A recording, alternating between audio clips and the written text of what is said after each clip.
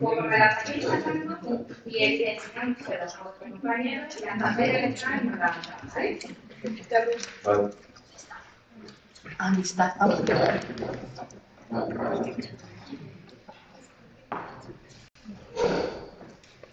Buenas tardes, nos encontramos en la final de este quinto torneo de debate educativo de Andalucía, fase provincial. Se enfrentan los equipos IES de Largar a favor y IES Salto de Almanzora en contra. El jurado de este debate estará formado por Eva Oñaguil, José María Peralta Requena, José Luis Aznar Ross, Patricia José Fernández Ortega y Isabel María Sánchez Fernández. Y les recordamos que la pregunta sobre la que se debate es la siguiente. ¿Siguen siendo la ONU y los organismos supranacionales herramientas eficaces para la resolución de los conflictos geopolíticos del siglo XXI? El reloj del cronómetro será puesto en marcha a la primera palabra de cada orador. Le indicaremos cuando quede 1 minuto levantando la mano y cuando queden 10 contaremos con los dedos hacia atrás. Por favor, pongan en silencio sus móviles, el debate va a comenzar.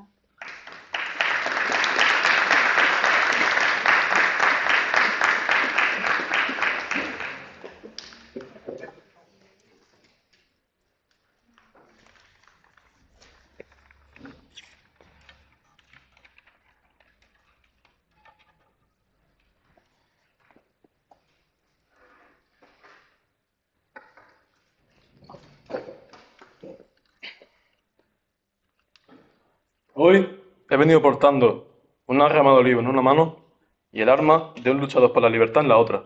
No dejen que caiga de mi mano la rama de olivo. Repito, no dejen que caiga de mi mano la rama de olivo. Estas palabras las dijo Yassin Arafat el 13 de noviembre de 1974 en la Asamblea General de la ONU. Un hombre palestino, Premio Nobel de la Paz en 1994, galardonado por sustituir el odio por la cooperación. Buenas tardes, soy Joaquín Moreno y soy el encargado de la introducción en el equipo de debate de IES Largar. Mi equipo está formado por David Martínez como nuestro primer refutador, David Lores como nuestro segundo refutador, Isabel Ruiz como conclusora. Y hoy nosotros venimos a defender que la ONU y los organismos supranacionales sí son eficaces en el siglo XXI. Ya que, como dijo Yassin, nosotros, la sociedad, tenemos que escoger el olivo, la paz, la libertad, y no debemos coger las armas. Para ello, hemos desarrollado 3 líneas argumentativas. Antes de presentarlas, me gustaría agradecerle a todo el mundo la asistencia y a la organización de este debate, ya que, en tiempos donde la verdad es tan ambigua y difícil de encontrar, este tipo de torneos nos hace tener pensamiento crítico, el cual es muy importante en nuestros días. Dicho esto, doy pie a presentar nuestros 3 argumentos. En nuestra primera línea hablaremos sobre la eficacia y expondremos objetivos cumplidos por parte de la ONU. Además, queremos exponer misiones exitosas que no se tienen en cuenta debido al poco interés que se presenta en la sociedad a día de hoy en otras zonas.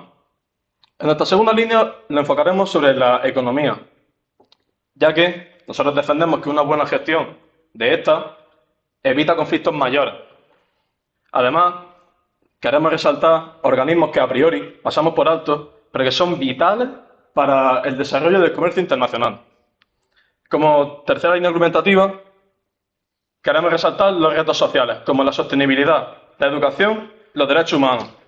Queremos resaltar otra vez los objetivos y la importancia de estos mismos y cómo los conflictos no solo se desarrollan con las armas. En el día de hoy, mi equipo no viene a negar la existencia de conflictos o guerras, ni a defender una práctica excelente de estos organismos. Venimos a recordar todos los privilegios y facilidades que estos nos dan y muchas veces pasamos por alto. Venimos a reconocer tanto aciertos como fallos y a defender que su eficacia no se puede juzgar esperando que resuelvan todas las adversidades del mundo. Winston Churchill decía: La democracia es el peor sistema de gobierno, excepto por todos los demás. Señoras y señores, estos organismos, al igual que la democracia, son imperfectos, pero a día de hoy son nuestra mejor solución. Muchas gracias.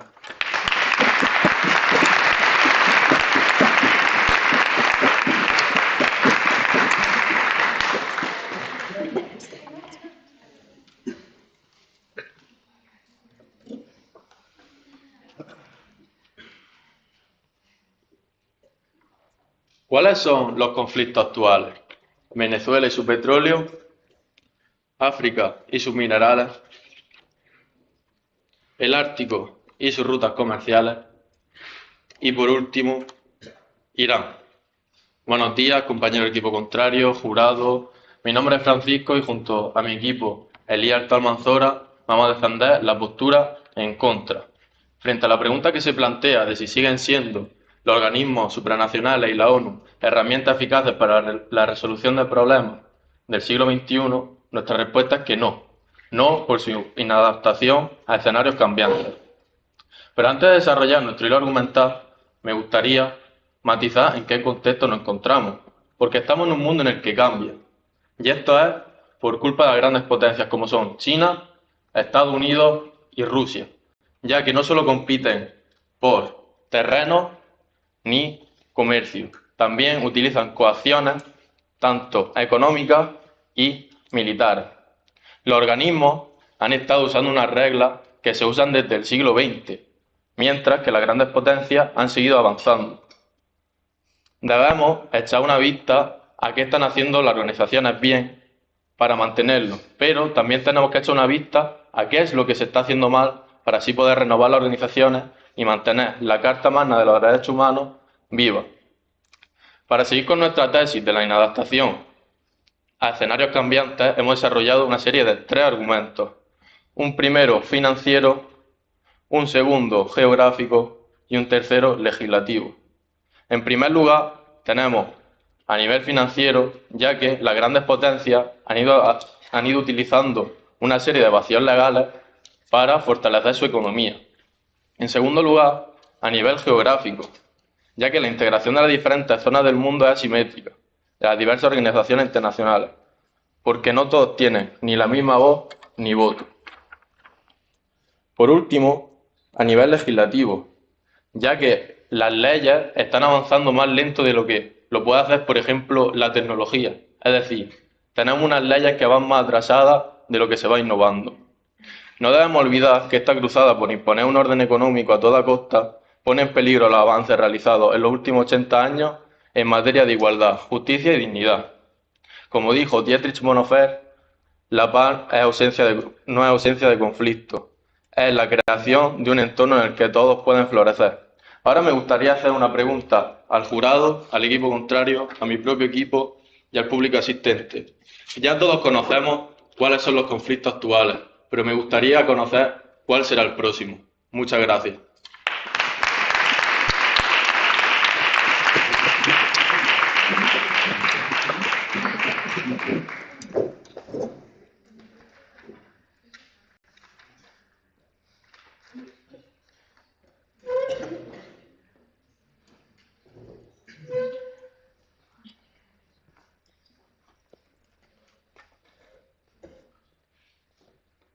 Las Naciones Unidas no se crearon para llevar la humanidad al cielo, sino para salvarla del infierno. Dag Hammarskjöld, el secretario general de la ONU. Buenos días, miembro del jurado, compañero y público asistente. Soy David Martínez y soy el primer refutador de mi equipo. Antes de comenzar con nuestras 2 líneas argumentativas que voy a defender yo, me gustaría hacer un inciso en lo comentado anteriormente en su introducción. Ustedes, durante toda su introducción, han hablado de la inadaptación de estos organismos. En cambio, les recuerdo que la pregunta que nos trae hoy a todos aquí es su falta de eficacia. Es por eso que, para defender que estas organizaciones siguen siendo eficaces, la primera línea que voy a defender es la capacidad de resolución y respuesta que la ONU ha tenido en algunos conflictos. Según la RAE, la eficacia es la capacidad de alcanzar objetivos o el efecto deseado. Y estas organizaciones nacen tras la Segunda Guerra Mundial con un objetivo claro: evitar que los conflictos escalen de forma desenfrenada. Si bien es cierto que actualmente, como tú has mencionado en la introducción, hay ciertos conflictos sin resolver, aquí les damos la razón, como Gaza, Ucrania o el reciente ataque a Irán, la eficacia de la ONU no se puede medir solo con sus fracasos. Dígame. ¿Cuántos conflictos han resuelto en los últimos 20 años? Ahora, por ejemplo, voy a dar algunos ejemplos de conflictos que han resuelto. Por ejemplo, aquí les muestro una evidencia de la misión de la ONU de pacificación en Liberia de 2004 a 2018. En esta misión, la ONU con sus misiones desarmó a más de 100.000 combatientes que provocaban este conflicto, además de ayudar a más de 1 millón de refugiados a su vuelta a casa. La ONU con sus misiones estabilizó el país y lo democratizó. Dígame. Pero no actúan cuando el conflicto ya está completamente descontrolado, como bien nos dice. Aquí vemos como las misiones de la ONU son principalmente de pacificación. O sea que hay un acuerdo de paz y luego estas actúan para asegurar que ésta se cumpla. Como iba diciendo, además, no solo hablamos de la ONU, existen otros organismos supranacionales como la OTAN, la Comunidad de Estados Independientes o la Unión Europea. Además, ustedes han hablado de las coacciones que algunos países tienen actualmente. Les muestro una noticia de cómo la cooperación de estas organizaciones hace que estos conflictos se resuelvan. Supongo que todos habréis visto la reciente noticia de que España se niega a otorgar sus bases a Estados Unidos para el ataque a Irán. Vemos cómo rápidamente la Unión Europea respondió y apoyó a España diciendo que la amenaza de Estados Unidos sería respondida por toda la Unión Europea en su conjunto. Hablando de economía, empezamos con nuestra segunda línea argumentativa.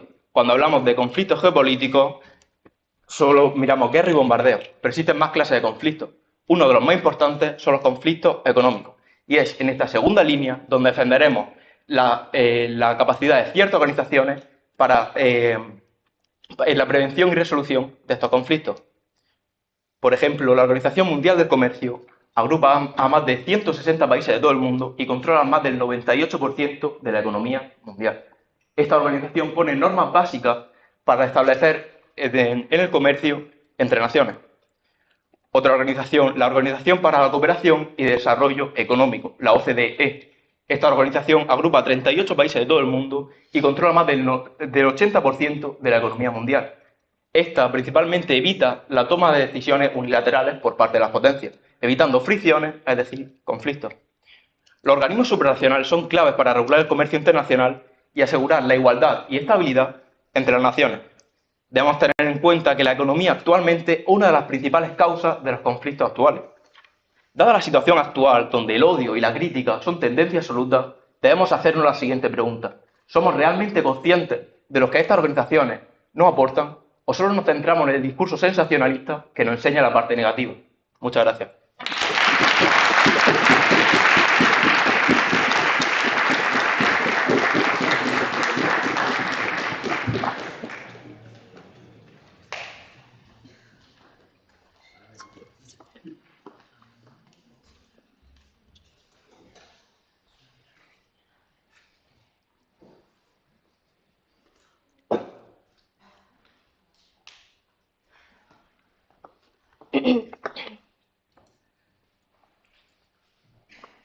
Buenos días, público asistente, miembros del jurado, equipo contrario. Mi nombre es África y soy la primera refutadora del equipo en contra.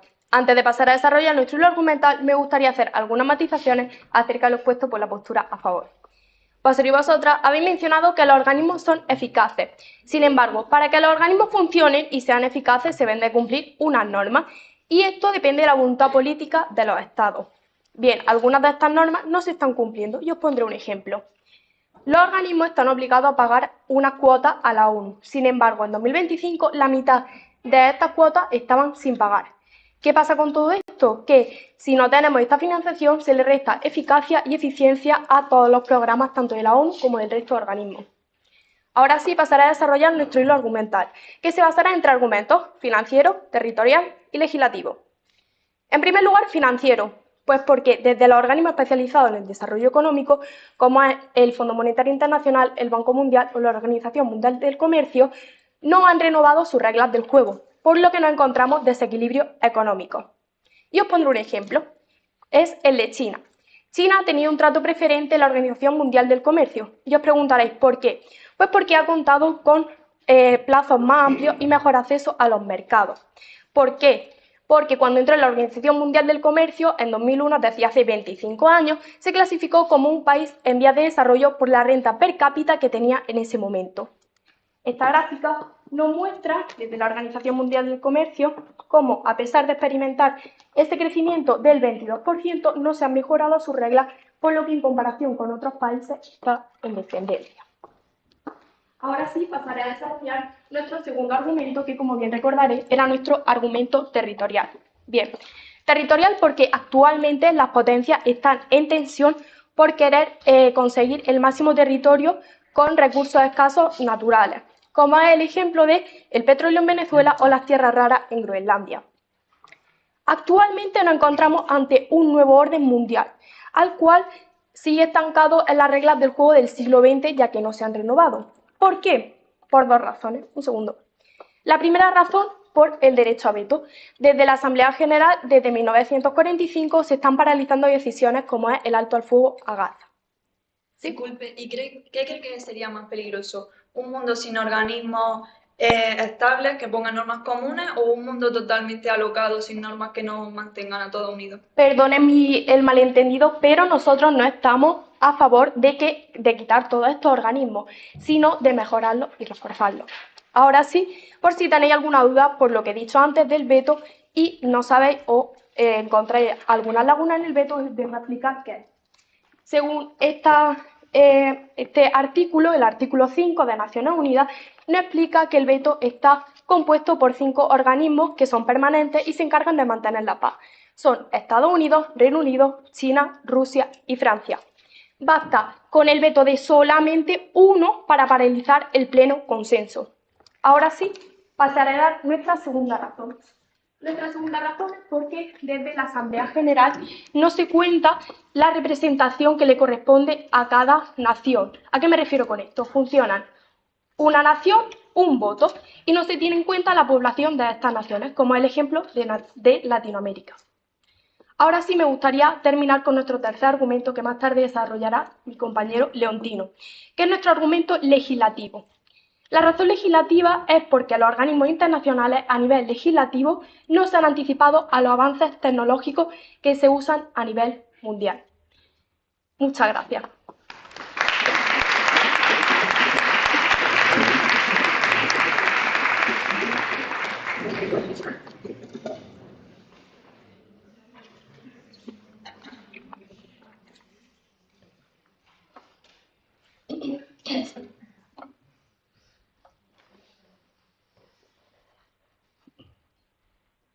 Buenos días, miembros del jurado, compañeros y público asistente. Mi nombre es David Lores y en el día de hoy tengo el honor de desempeñarme en esta final del torneo de debate académico como el segundo refutador de mi equipo. A continuación, antes de desarrollar nuestra última línea argumentativa, me gustaría comentar lo anteriormente expuesto por los compañeros del equipo contrario. Estamos de acuerdo con que estas organizaciones tienen ciertas limitaciones en cuanto a términos militares, pero no podemos confundir la limitación con irrelevancia. Que estas organizaciones no tengan una capacidad de gestión totalmente efectiva no significa que no promuevan medidas de desescalada de guerra. Además, proponer que estas organizaciones frenen toda guerra sería como exigir que un sistema judicial frenara todo crimen. Por otro lado, nos hablan ustedes del sistema de veto. Es cierto que no es justo que algunos países tengan más poder que otros, pero si nos remontamos a la sociedad de naciones, recordemos que fracasó precisamente porque algunas potencias estaban descontentas por las desigualdades que había entre ellas. El veto es una forma de mantener a todos los países contentos y lo presentamos como un mal necesario. Una vez dicho esto, doy paso a nuestra última línea argumentativa, que recordemos que hablamos del ámbito social. Señoras y señores, cuando hablamos de conflictos geopolíticos, solemos mirar mapas, flechas, fronteras y ejércitos. Pero los conflictos no ocurren en la sociedad, no ocurren en los mapas, ocurren en las sociedades. Ocurren en la desinformación que polariza, en el miedo que fragmenta, en la narrativa que convierte al otro en un enemigo. Si la pregunta es si estas organizaciones siguen siendo eficaces, debemos remontarnos a lo que nuestro compañero David ha comentado anteriormente, la importancia del concepto de eficacia dentro de todo este contexto. Un ejemplo, la ONU, según el artículo 1 de la Carta de las Naciones Unidas, en el año 1945, esta fue creada con un objetivo claro: mantener la paz y la seguridad internacional mediante medidas colectivas eficaces. Repito, medidas colectivas eficaces. ¿Digo? Pero, ¿qué medidas tiene la ONU u otros organismos para hacer cumplir las normas? La ONU es una organización que es capaz de sentar en la mesa para hablar mediante el diálogo y la diplomacia a más de 150 países. Esa es la medida que toma la ONU como principal. Continuando con nuestra argumentación, si analizamos su función no solo en términos militares, sino humanitarios y sociales, veremos que ésta sigue cumpliendo exactamente ese mandato fundacional. Además, las organizaciones supranacionales no solo actúan entre Estados, su impacto llega directamente a todos nosotros. Por ejemplo, la Organización de Naciones Unidas impulsa la Agenda 2030 promoviendo educación, igualdad y sostenibilidad ambiental. Por otro, la ACNUR garantiza derechos básicos a millones de refugiados.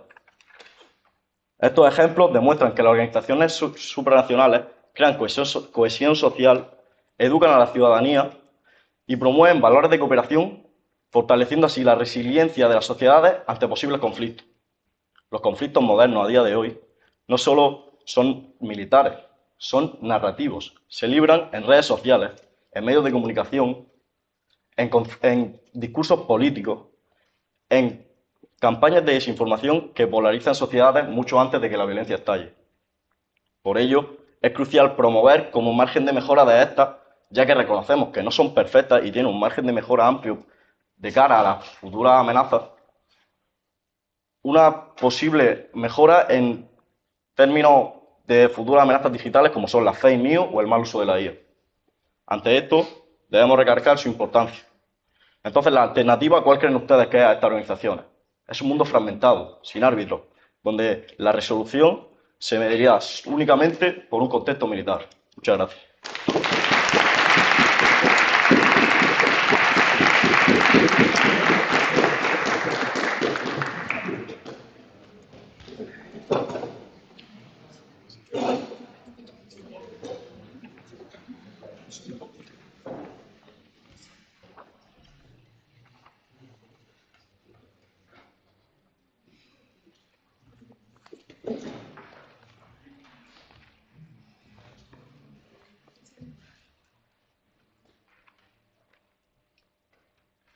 El fin no justifica los medios. Buenos días, mi nombre es Leontino y soy el segundo refutador en la postura en contra.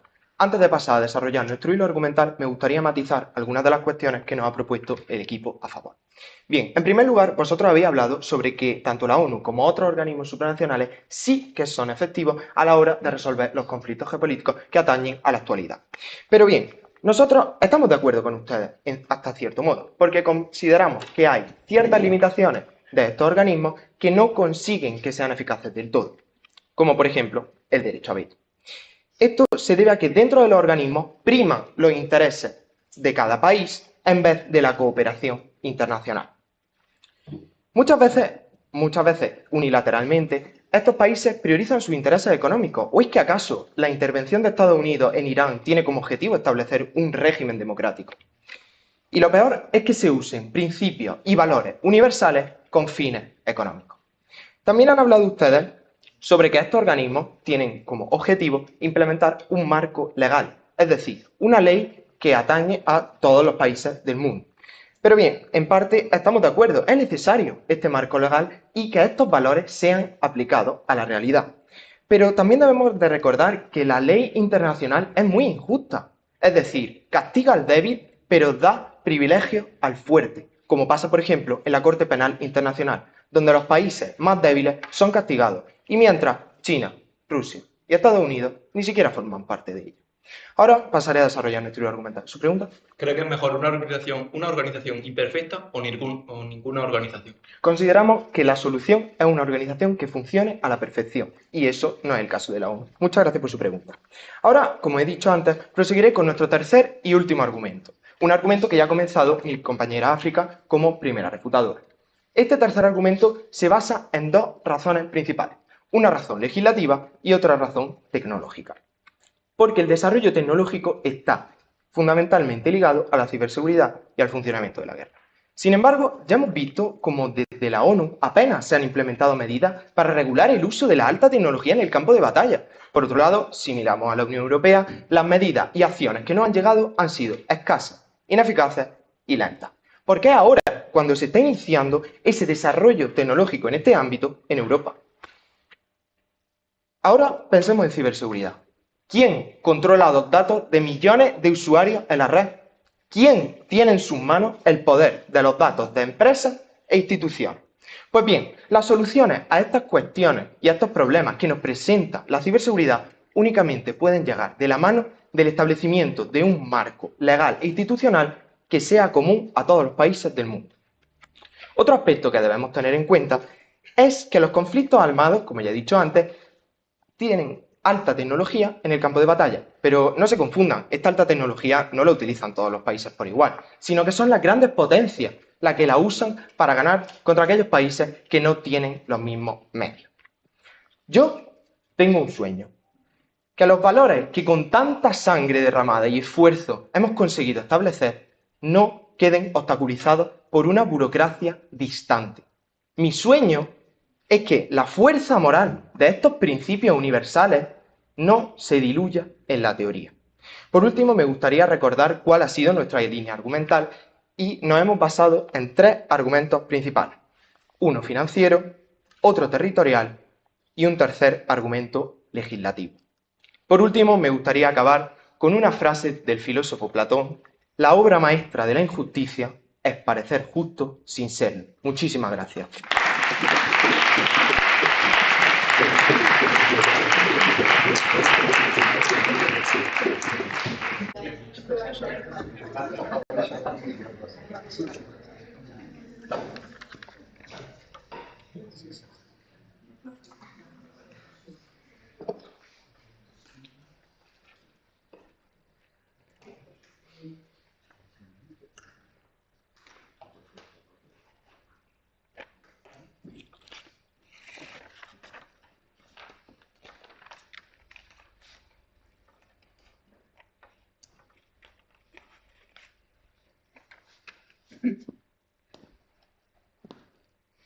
Señoras y señores, hoy debatíamos sobre si los organismos supranacionales son eficaces en la actualidad.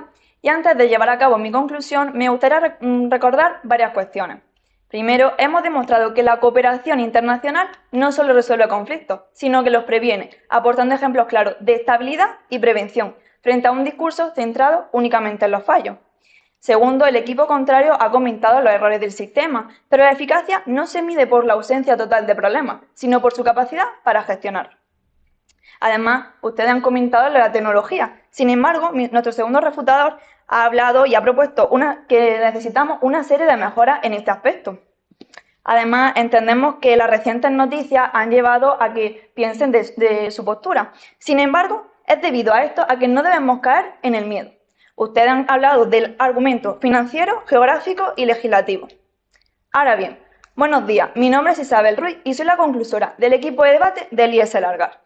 Ahora, querido jurado, compañeros debatientes y público presente, me gustaría repasar las 3 líneas defendidas por mi equipo durante todo este debate. En primer lugar, los conflictos bélicos. Nuestro primer refutador ha defendido que los organismos supranacionales no solo intervienen en guerra, sino que las previenen mediante la disuasión y la protección mutua, ciñéndose al concepto de eficacia, mediante mediación, diplomacia y presencia internacional. En segundo lugar, la economía. Como mi compañero David ha argumentado, la cooperación supranacional reduce tensiones estructurales entre Estados, dando como por ejemplo en la Organización Mundial del Comercio, que establece normas comunes, además de otros foros como la Organización para la Cooperación y el Desarrollo Económico, que fomentan el consenso y reducen las crisis económicas. Y por último, nuestro tercer argumento, el ámbito social. Nuestro segundo refutador abordó las causas de los conflictos, como la desigualdad y la fragilidad institucional. Organismos como la Organización Mundial de la Salud, UNICEF o UNESCO trabajan en educación, salud y protección humanitaria, asentando así las bases de nuestra sociedad. Y ahora bien, volvamos a la pregunta que ha guiado todo este debate. ¿Siguen siendo eficaces los organismos supranacionales? Después de analizar la seguridad colectiva, la prevención humanitaria y la cooperación económica, nuestra respuesta es clara. Sí, son eficaces, además de ser el principal instrumento para transformar rivalidad en regla, competencia en diálogo y crisis en cooperación. En 1945, la ONU comenzaba con una frase histórica: Nosotros, los pueblos de la Nación Unida, resuelta preservar a las generaciones venideras del flagelo de la guerra. Esta frase prometía un compromiso real, compromiso que sigue vivo. Los organismos supranacionales son la herramienta que tenemos para enfrentar las adversidades juntos. Y si la alternativa es volver a un mundo donde cada Estado actúa por su cuenta, la historia ya nos enseñó lo que ocurre. Y fue precisamente para evitarlo que ocurrieron. Muchas gracias.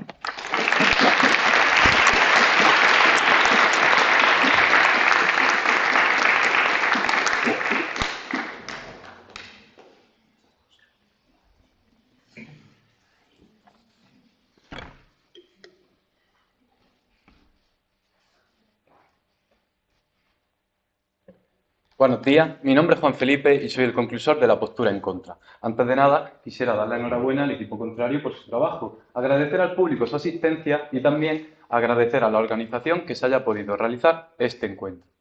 Después de un intenso debate acerca de si la ONU y los organismos supranacionales son una herramienta eficaz para resolver conflictos del siglo XXI, llega la hora de poner sobre el atril las conclusiones. Ambos equipos hemos estado de acuerdo en la urgencia, necesidad e importancia de resolver conflictos del siglo XXI. Sin embargo, parece que no hemos llegado a las mismas conclusiones en cuanto a los medios para lograrlo. Bien, ahora recapitulemos. Primero voy a hablar de vuestros argumentos y de cómo nosotros lo hemos refutado.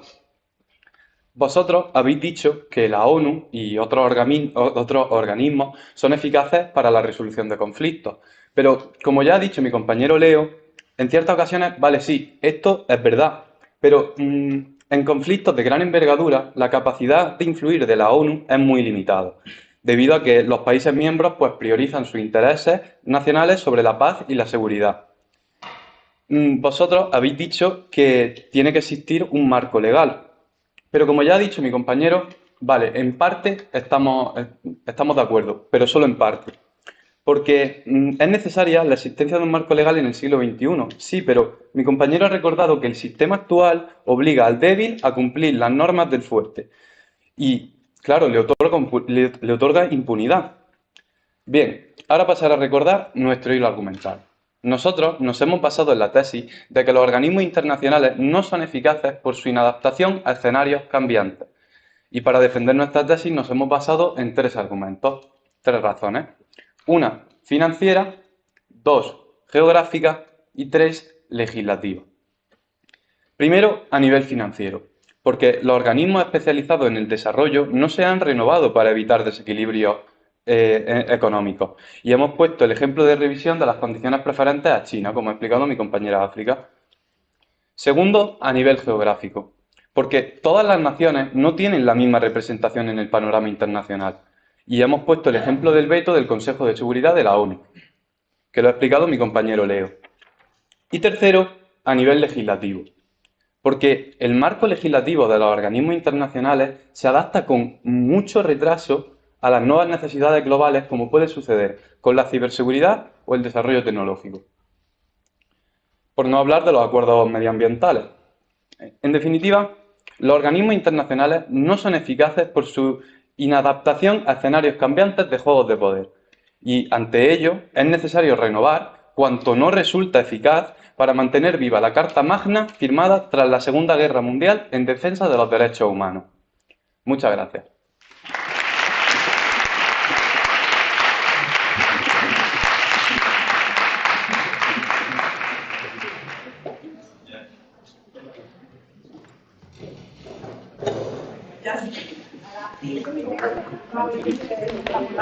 Ya se entrega de premio.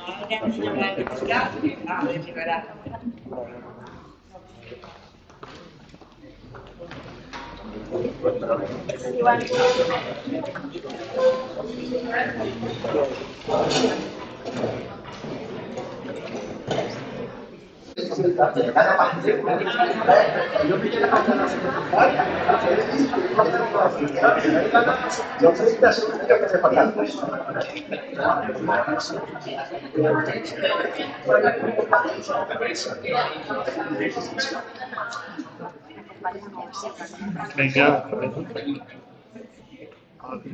Buenas tardes de nuevo.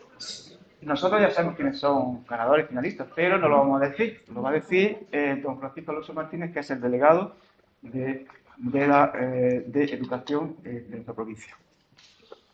Muchas gracias, querido Dani. Veo a los concursantes cogidos de la mano, expectantes al resultado, ¿verdad que sí? Bueno, pues muy buenas tardes y tengo que deciros que para mí es un verdadero placer acompañaros esta tarde en esta edición del torneo de debate de educación en Andalucía. Un torneo que para nosotros es verdaderamente relevante por todas las cualidades y condiciones que se trabajan en esta materia y habilidades que vais recibiendo del trabajo que realizáis cada semana con vuestros preparadores. Por supuesto, quiero felicitar de una manera muy especial a todos los centros participantes, que me consta que han sido muchos. Por lo pronto para español han sido 28, para inglés han sido 8 y bueno, y uno de francés que va directamente a la fase regional. Por supuesto, a los alumnos, al equipo de debatientes y a sus docentes, porque sois un ejemplo de talento, de esfuerzo y de compromiso. Muchísimas gracias por ese trabajo. Y yo sobre todo admiro mucho la disciplina, porque la he trabajado toda mi vida. Yo soy profesor de piano y para tocar medianamente bien el piano hay que estudiar todos los días. Decía Beethoven que cuando un solo día se deja de estudiar, lo nota el propio intérprete, y cuando se deja de estudiar 2 días, lo nota el espectador, lo nota el público. Eso es muy significativo, que lo diga ya un genio del siglo XVIII. Bueno, en torno a este debate yo entiendo que es un espacio de aprendizaje y de crecimiento. Y lo entiendo así porque entiendo que primero tenéis que hacer una recopilación de información, es decir, tenéis un periodo de investigación duro, porque hay que trabajar la materia, hay que informarse bien, hay que estar bien informado. Luego tenéis que practicar la expresión oral para que sea clara y contundente. Además tenéis que, digamos que agudizar la escucha para reconocer qué es lo que os dice el contrincante, vamos a decirlo así. Y finalmente tenéis que argumentar de una manera clara y sólida. Y todo esto, en definitiva, lo que forma, creo que son ciudadanos mejores. Ciudadanos críticos, responsables y comprometidos. Y para mí lo de la ciudadanía crítica me parece fundamental, sobre todo en el tiempo en el que estamos. Un tiempo en el que las redes sociales transmiten información inmediatamente, al segundo de salir la noticia, y muchas veces hay que estar lo suficientemente preparado para discernir lo real de lo que no es, de lo que realmente debe influirnos positivamente, de lo que no. Y todo eso necesita de una formación crítica que para mí es fundamental. Por eso entiendo que este torneo tiene un carácter fundamentalmente formativo. Y lo que hace es que requiere de un ejercicio constante de la expresión y de la comprensión tanto oral como escrita, y a la vez desarrolla el pensamiento crítico. Y vuelvo a insistir en esto. El pensamiento crítico es fundamental para llegar a conclusiones propias que nos convierten en personas más autónomas e independientes, para que el día de mañana nos influya lo que nosotros queramos que realmente nos influya. Quiero destacar que este torneo es parte del compromiso firme de la Consejería de Desarrollo Educativo y Formación Profesional, porque impulsa vuestra oratoria, vuestro pensamiento crítico y la competencia plurilingüe, porque tengo entendido que también debatís en inglés y en francés. Yo tuve la osadía el año pasado de ponerme a hablar con vosotros en inglés, bueno, con los concursantes del año pasado. Evidentemente, vosotros habláis un inglés magnífico y yo era, bueno, un estudiante, un aprendiz de inglés comparado con lo que sois vosotros capaces de expresar en otros idiomas. Y bueno, no quiero alargarme más con discurso.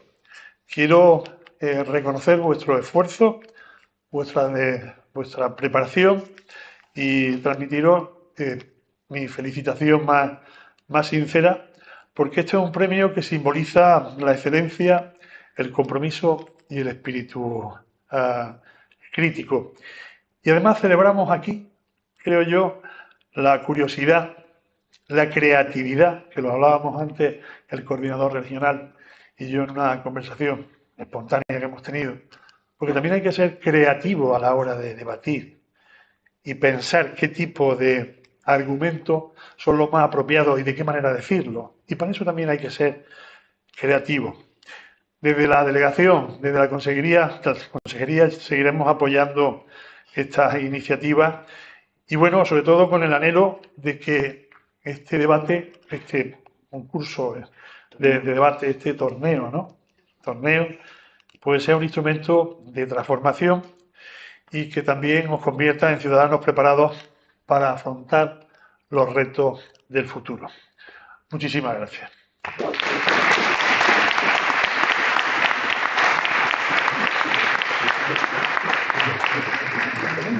Y ahora vamos ya a lo importante, ¿no?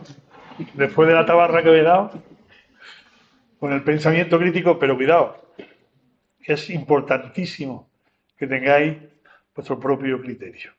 Y si no, lo iréis aprendiendo al cabo de los años. Bueno, pues vamos a seguir con los premios en la categoría de inglés. Y bueno, ¿no? Sí, primero la mejor oradora. Bien.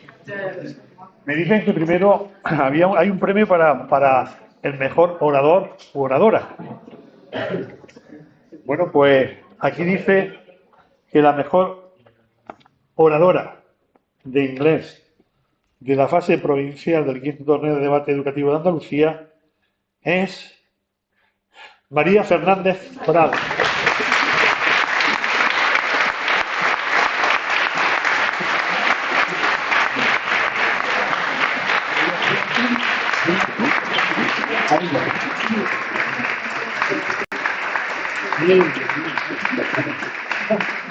María, buenísimo. Muchas gracias. ¿No? Bueno, yo no me gustaría tenerla enfrente de mí debatiendo un tema político. Creo que perdería. También quiero aprovechar para darle las gracias a la Escuela del Mármol de Fines, que nos ha preparado estos detalles en mármol, precioso mármol de Macael, y que de alguna manera también va a aderezar vuestro premio. Así que, María, enhorabuena otra vez. Muchas gracias.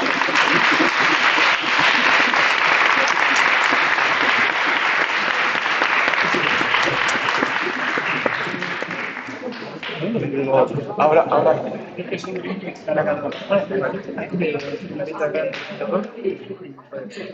Vale. Bueno, me dicen que aquí está el ganador de la categoría de inglés. Aquí está el ganador.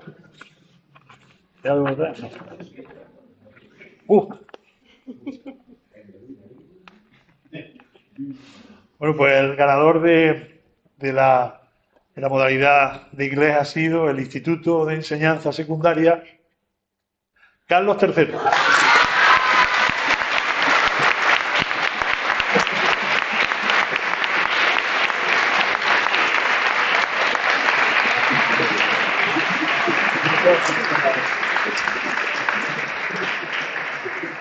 Bueno, pues me gustaría entregarle, ¿no puedo hacerlo? Sí, entregar. Me gustaría entregarle al equipo, al equipo me gustaría entregarle el diploma que representa de alguna manera ese triunfo en este torneo. Y bueno, por lo menos por está María Fernández Prades otra vez, Irene Jiménez Alonso, Alejandra Alejandra Requena,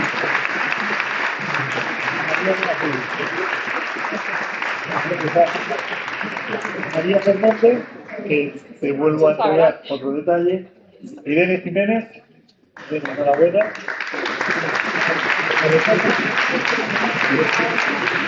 Y Mariana Azul.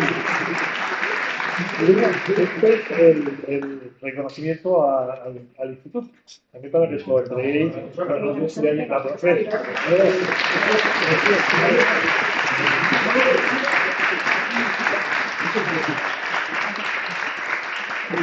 Y bueno, también por la Escuela del Mármol de Fines, este detalle que te aseguro que no es poco pesado, aunque es arte de la marinera, que tengáis como recuerdo en nuestro centro.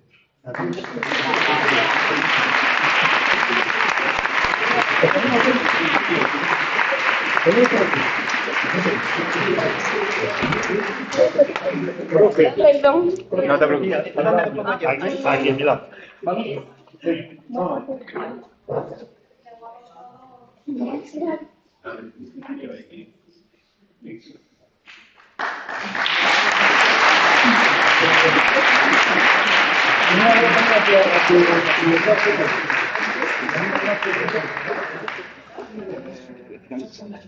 Bueno, finalista ha quedado el Instituto Alborán y, hombre, yo creo que se merece también un gran aplauso, ¿no?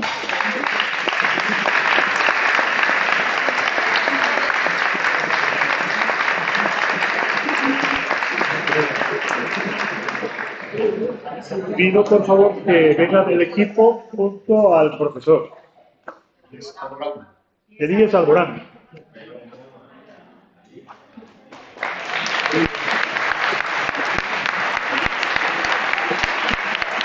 Enhorabuena. Vamos a hacerlo bien. Que antes no hemos hecho enhorabuena. Enhorabuena. Oye, solo chicos, ¿eh? Bueno, pues el reconocimiento al centro, profesora. Luego el Matari Ben Abdallah. Muy bien. Marina Pastor. Mario Novillo.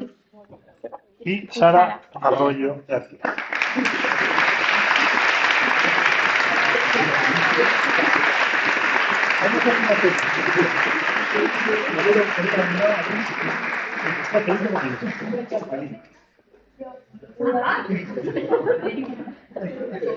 ¿Te parece una luz?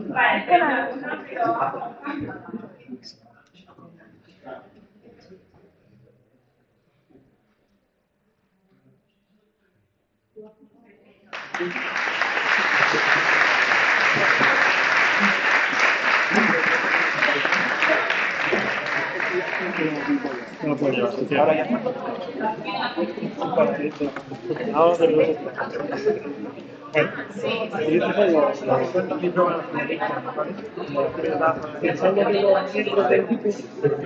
porque acaban de debatir ahora. Ya te acabo de entregar lo que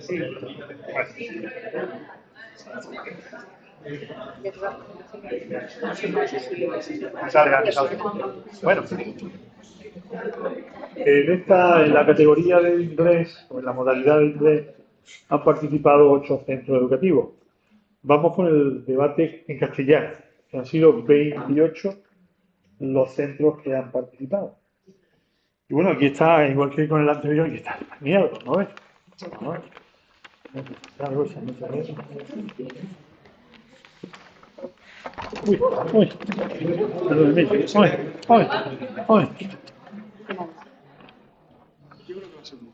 Bueno, pues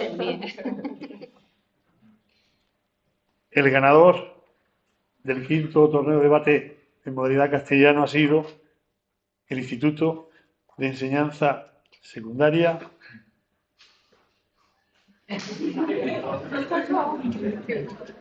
Alto Almanzora.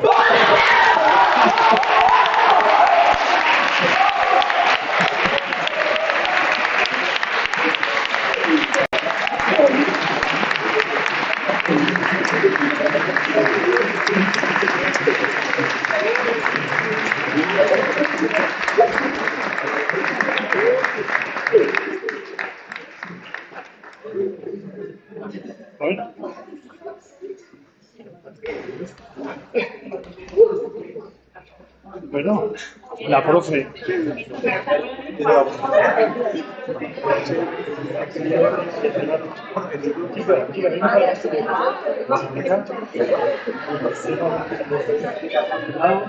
Pero con el ¿Qué dice? Vale, Dios. Tenéis que poner a alguien al lado de vuestro mascota.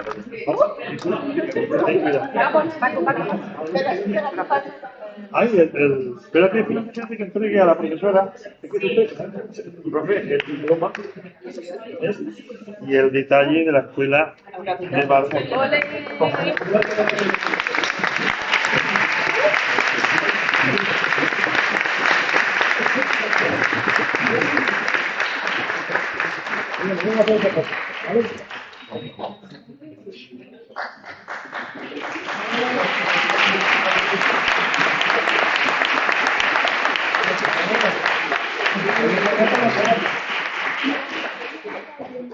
No te preocupes, te vamos a tirar tomates, pues tienes que llevar a los tomates.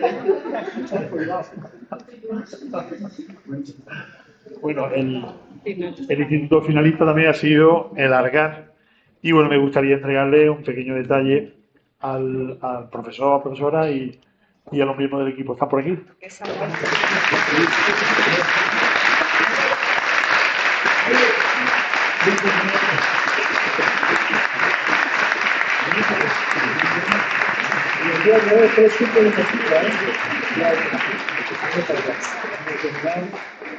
Profe, este copia.